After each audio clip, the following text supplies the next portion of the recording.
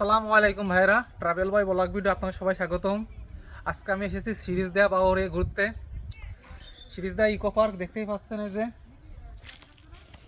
এবং আমরা দাঁড়িয়ে আছি এই যে দাঁড়িয়ে আছি আমি এখন সিরিজ পাশে আমার পিছনে রয়েছে সিরিজদিয়া নদী।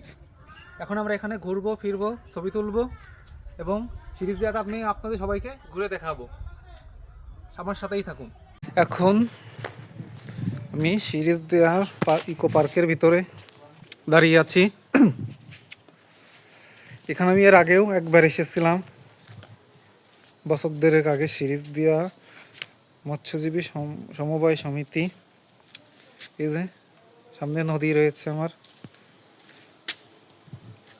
এখানে আসলে আপনারা নদীর আবহাওয়াতে মনটা ভালো হবে। মেন আকর্ষণ এখানকার, সেটা আমি এখন দেখানো যাচ্ছে না, কাছে আমি দেখাবো আপনাদের। ওই জিনিসটা এখানকার মেন আকর্ষণ, যে কারণে মানুষজন সিরিজদিয়াতে ঘুরতে আসে। এবং একটা সিঁড়ি মতো আছে নদীর ভিতরে হেঁটে যাওয়ার জন্য। পানির কারণে যাওয়া যাচ্ছে না, ভিতরে ঢুকতে হবে, কিন্তু তা বন্ধ রয়েছে। এখানে যে নৌকা আছে, আপনারা চাইলে নৌকা ভাড়া নিয়ে নৌকায় উঠে ঘুরতে পারবেন।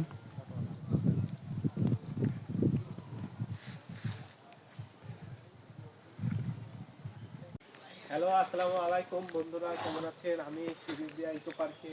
Hello, live stream is open. আমি সিরিজদিয়া ইকো পার্কে। এই সিরিজদিয়া বাউরের মেন আকর্ষণ পয়েন্ট এই দোতলা ঘর মতোটা। এখানে মানুষজন ছবি তুলতেই আসে, এখান থেকে সবাই ছবি তোলে। এবং এখানে কাশফুল হয়, কাশফুলের সময় অনেকে আসে এখানে ছবি তোলার জন্য।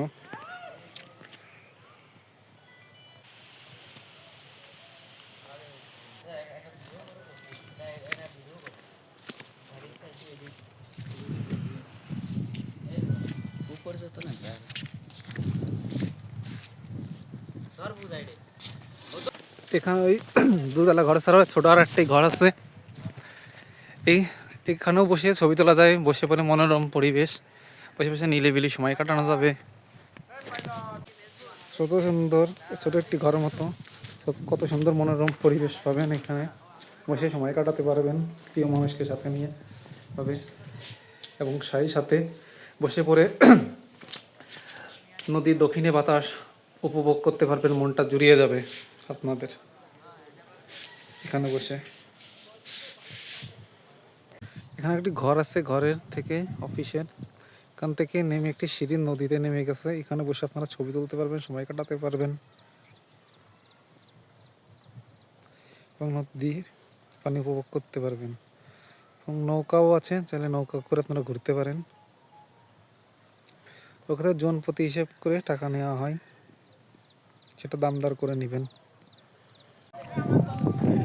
এখানে বসে পরে বাওরে এসে আপনারা শীতে বসে নদীর আবহাওয়া অনেক সুন্দরভাবে উপভোগ করতে পারবেন এবং নৌকায় করে ঘুরতেও পারবেন। দেখুন সবাই নৌকায় করে ঘুরছে।